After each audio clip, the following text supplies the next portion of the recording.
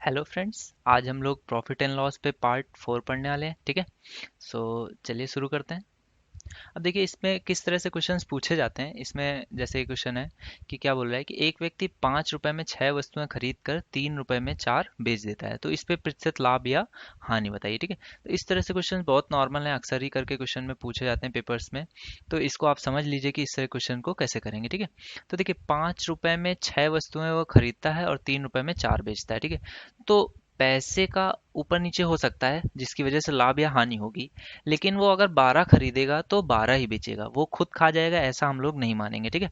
तो कितना है, पहले उसने 6 खरीदी हैं और 3 रुपए में 4 के हिसाब से बेच रहा है, तो वस्तुएं सेम करते हैं। तो पहले 6 और 4 को मैं 12 बना सकता हूँ, तो 6 में 2 का मल्टीप्लाई करूँ और 4 में 3 का। तो देखिए ये कितना हो जाएगा, 10 से 12 रुपए में, और ये कितना हो जाएगा, 9 से 12 रुपए। ठीक है। तो 12 वस्तुएं मैंने बना ली, और देखिए रुपए कितना आ गया कि 10 रुपए में मैंने खरीदा था और बेच कितने में रहा हूं मैं, 9 में। तो मुझे कितने का लॉस हो रहा होगा, 1 का लॉस हो रहा होगा, और कितने में से, 10 से मैं डिवाइड कर दूं तो ये कितना आ जाएगा मेरा, 10% का मुझे लॉस होगा। ठीक है। इस टाइप से क्वेश्चन इसमें पूछे जाते हैं आसान आसान से। चलिए कुछ और सॉल्व कर लेते हैं। देखिए जैसे ये कह रहा है कि 10 रुपए में 15 वस्तुएं खरीद कर, ठीक है, और कितने में बेचता है, 15 रुपए में 18 वस्तुएं बेच देता है। ठीक है। तो अगर इसमें देखिए कुछ भी अगर सॉल्व हो सकता है, थोड़ा सिंप्लीफाई हो सकता है, तो उसको जरूर सिंप्लीफाई कर लीजिए। जैसे यहाँ पे मैंने 5 से काट दिया तो 2 से 3, और यहाँ पे देखिए 3 से कट रहा है तो ये कितना हो जाएगा, 5 से 6। ठीक है। अब देखिए मुझे 6 वस्तुएं बनानी है, तो ऊपर में मैं सीधे 2 से मल्टीप्लाई कर दूं तो ही 6 बन जाएगा। तो ये कितना हो जाएगा, 4 रुपए में 6 वस्तुएं खरीद कर कितने में, 5 रुपए में 6 वस्तुएं बेच रहा है। ठीक है। तो वस्तुएं मैंने सेम करी, तो ये देखिए कितना आ गया, मुझे 1 रुपए का प्रॉफिट हो रहा है कितने में से, 4 में से। ठीक है। तो ये कितना होता है, 25%। ठीक है। तो इस तरह से मैं प्रॉफिट या लॉस उसमें निकाल लेता हूँ इस टाइप के क्वेश्चंस में।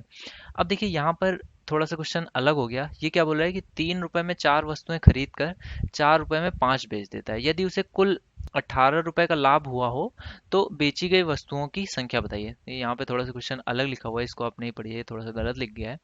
ये क्या बोल रहा है कि यहाँ पे मैं समझा देता हूँ। देखिए क्या बोल रहा है, 3 रुपए में उसने 4 वस्तुएं खरीदी और बेची कितने में, 4 रुपए में 5 के हिसाब से। और क्या बोल रहा है कि यदि 18 रुपए का उसे प्रॉफिट हुआ हो, यहाँ पे उसने क्या दिया हुआ है, प्रॉफिट दिया हुआ है।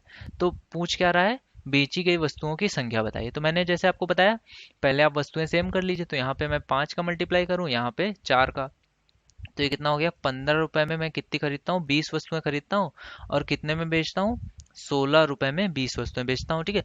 तो देखिए जब मैं 20 वस्तुएं बेचता हूँ तो मुझे कितने का प्रॉफिट होता है, 1 रुपए का प्रॉफिट होता है। और मुझे प्रॉफिट चाहिए कितने का, 18 रुपए का। तो मैं क्या करूंगा कि इसमें 18 का मल्टीप्लाई कर दूंगा। तो बेची गई वस्तुओं में भी 18 का मल्टीप्लाई हो जाएगा। तो 18 दूनी 36, यानी कि 360 वस्तुएं मुझे बेचनी पड़ेंगी। ठीक है फ्रेंड्स। नेक्स्ट क्वेश्चन देखते हैं। अब देखिए ये भी कुछ वैसा ही क्वेश्चन है। इसमें भी क्या बोल रहा है कि 5 रुपए में 8 वस्तुएं खरीद कर 10 रुपए में 12 वस्तुएं बेच देता है। 60 रुपए का लाभ कमाने के लिए वस्तुओं की संख्या बताइए। तो देखिए 5 रुपए में 8 मैंने खरीदी और 10 रुपए में 12 मुझे बेचनी है। ठीक है। तो क्या बोल रहा है, 60 रुपए का लाभ कमाना है। तो पहले तो देखिए यहाँ पे कुछ अगर सिंप्लीफाई हो सकता है, तो यहाँ पे देखिए सिंप्लीफाई हो रहा है, 5 से 6 हो गया। तो अब वस्तुओं को बराबर कर लीजिए। तो यहाँ पे 6 का मल्टीप्लाई, यहाँ पे 8 का मल्टीप्लाई, तो ये कितना हो जाएगा, 30 रुपए में मैं कितनी वस्तुएं लाता हूँ, 48। और यहाँ पर 40 रुपए में कितनी वस्तुएं लाता हूँ, 48। यहाँ पे मैंने इतनी वस्तुएं 40 रुपए में बेची हैं और इतनी 30 में खरीदी थी। तो मुझे कितने का प्रॉफिट हुआ, 10 का। और मुझे प्रॉफिट चाहिए कितने का, 60 का। तो मैं किससे मल्टीप्लाई करूँ, 6 से। ठीक है। तो टोटल वैल्यूज मुझे कितनी बेचनी पड़ेंगी, 48 को मैं मल्टीप्लाई कर दूंगा 6 से। ठीक है। तो ये कितना आ जाएगा, 48, 4 6 चौको 24 और 4 288। ठीक है।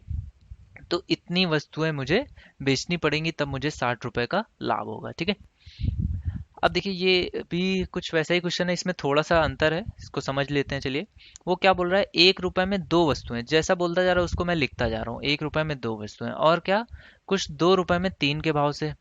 कुछ वस्तुएं देखिए वो 1 रुपए में 2 के भाव से लाया, कुछ 2 रुपए में 3 के भाव से लाया, और इनको बेच कितने में रहा है, 3 रुपए में 5 के भाव से बेचता है। ठीक है। तो प्रतिशत लाभ या हानि पूछ रहा है। तो मैंने पहले आपको बताया कि वस्तुएं पहले सेम कर लीजिए। तो देखिए 3, 5 और 2 का एलसीएम कितना आ जाएगा, 30। ठीक है। तो मैं सबको पहले 30 बना लेता हूँ। तो यहाँ पे मैं कितने का मल्टीप्लाई कर दूंगा, 15 का। यहाँ पे कितने का मल्टीप्लाई कर दूंगा, यहाँ पे मैं मल्टीप्लाई कर दूंगा 10 का। ठीक है। और यहाँ पे मैं कितने का मल्टीप्लाई करूंगा, 6 का है, ठीक है। तो देखिए ये इस पे 15 का मल्टीप्लाई किया तो कितना आ गया, 15 रुपए की वो 30 वस्तुएं ले आया। और दूसरी टाइप की कितनी लाया, 20 रुपए की 30 वस्तुएं ले आया। अब देखिए उसके पास टोटल वस्तुएं कितनी हो गई, 60, ठीक है। तो यहाँ पे मुझे कितना बनाना पड़ेगा, 60। तो यहाँ पे मैं 6 का तो मल्टीप्लाई करूंगा ही, एक बार 2 का और मल्टीप्लाई कर दूंगा, ठीक है। तो ये कितना हो जाएगा, 12 चौबीस 36 रुपए में वो कितनी वस्तुएं लेके आया, टोटल 60 वस्तुएं, ठीक है। तो देखिए 15 और 20 कितना हो गया, 35। और उसने कितनी बेचा, कितने में है, 36 में। तो 35 रुपए की वस्तुएं लेके आया था और बेचा कितने में, 36 में, ठीक है। तो उसे कितने का प्रॉफिट हुआ, एक का कितने में से, 35 में से, ठीक है। तो एक का प्रॉफिट 35 पे हुआ है।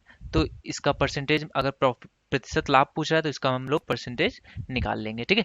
तो इस तरह से इन क्वेश्चंस को सॉल्व करते हैं हम लोग फ्रेंड्स। इसको सॉल्व कर देता हूँ, 20/7 हो जाएगा, 5 से मैं काट देता हूँ, ठीक है। तो ये कितना आ जाएगा, 2 सही 6/7, इतना प्रतिशत उसको लाभ हो रहा है, बहुत कम प्रतिशत लाभ हो रहा है, 2 सही 6/7, ठीक है। सिमिलर टाइप से एक और क्वेश्चन देख लेते हैं। वो क्या बोल रहा है, 3 रुपए में 2 वस्तुएं लाया और 5 रुपए में 3 वस्तुएं लाया, ठीक है।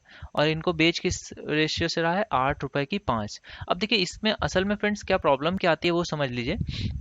क्या होता है कि 3 रुपए की 2 वस्तुएं लाया लड़का, ये ऐसा क्वेश्चन पढ़ता है, और 5 की 3, तो इसको जोड़ता है 8 आया, और इसको जोड़ता है तो 5 आया। तो उसको लगता है कि दोनों को सम करके तो लिखा हुआ है, तो उतने की जितने की लाया उतने की बेच दिया, तो उसे ना प्रॉफिट होगा ना ही लॉस होगा। लेकिन ऐसा नहीं है, ठीक है।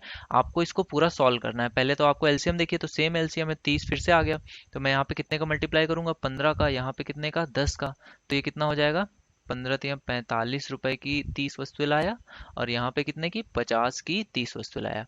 अब यहाँ पे देखिए, यहाँ पे मुझे इसको कितना बनाना पड़ेगा, 30 बनाना पड़ेगा, नहीं फ्रेंड्स, यहाँ पे मुझे इसको 60 बनाना पड़ेगा। तो यहाँ पे मैं 12 का मल्टीप्लाई करूंगा।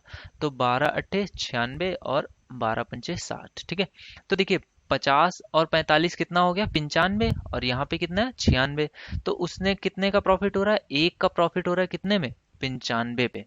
तो उसका परसेंट प्रॉफिट यहाँ से हम लोग निकाल लेंगे, 100/95। इसको सॉल्व कर लेंगे। तो इस तरह से हम लोग इन क्वेश्चंस को सॉल्व करते हैं, ठीक है। आप यहाँ पे कॉन्सेप्ट समझ लीजिए, कॉन्सेप्ट्स को बिल्ड कर लीजिए, बहुत ज़्यादा कैलकुलेशन पे आप मत जाइए, ठीक है। कॉन्सेप्ट्स ज़्यादा इंपॉर्टेंट है। पेपर में आपको कॉन्सेप्ट याद रहेगा तो वहाँ पे डिजिट्स जो मिलेंगे वो बहुत ईजी मिलती हैं, ठीक है। तो चलिए ये क्वेश्चन देख लेते हैं। देखिए ये क्या क्वेश्चन कह रहा है कि एक दुकानदार को 507 रुपए में बेचने पर होने वाला लाभ 340 रुपए पर बेचने वाले वाली हानि के बराबर है, क्रय मूल्य बताइए। अब देखिए ये इजी क्वेश्चन है, आप इसको ऐसे समझ लीजिए कि जैसे कॉस्ट प्राइस जो होता है वो हमेशा कहाँ पे होता है, मिड में। अगर उससे ज्यादा की बिकी सेलिंग प्राइस इधर हुआ तो फिर क्या होगा, प्रॉफिट होगा, और अगर सेलिंग प्राइस उससे कम हुआ तो क्या होगा, लॉस होगा, ठीक है। तो क्या बोल रहा है, 340 पे जो लॉस होता है वो 507 पर होने वाले प्रॉफिट के बराबर है, ठीक है। तो मैंने माना कि अगर x जो है कम पे बेचा जाए तो लॉस होता है, और क्योंकि बोल रहा है कि जो लाभ है वो हानि के बराबर है, तो मैंने माना कि लाभ कितना है x और हानि भी कितनी है x, ठीक है। तो देखिए 2x की वैल्यू मैं इसको अगर घटा दूं 507 में से 340, तो ये कितना आ जाएगा, 200, यहाँ पे कितना, सॉरी, ये आ जाएगा 100, 167, ठीक है। तो ये आ गया मेरा कितना कि 2x की वैल्यू कितनी आ गई, 167, ठीक है। तो 2x की वैल्यू 167 है, तो x की वैल्यू कितनी हो जाएगी, 83.5। अब 83.5 मैं इस पे अगर जोड़ दूंगा तो भी मेरा कॉस्ट प्राइस आ जाएगा, या फिर 507 में से 83.5 घटा दूंगा तो भी मेरा क्या आ जाएगा, कॉस्ट प्राइस, ठीक है। तो 340 में 83.5 आप जोड़ दीजिए, तो ये कितना आ जाएगा, 423.5, ठीक है। तो ये आ जाएगा मेरा कॉस्ट प्राइस, ठीक है। नेक्स्ट क्वेश्चन देखते हैं। अब देखिए ये क्वेश्चन क्या कह रहा है कि 756 रुपए पर बेचने पर होने वाला लाभ 546 पर होने वाली हानि का दुगना है, ठीक है। तो आप मेन इसका पॉइंट पढ़ लीजिए कि हानि का दुगना है, यानी कि हानि अगर x होगी तो लाभ कितना होगा, 2x, ठीक है।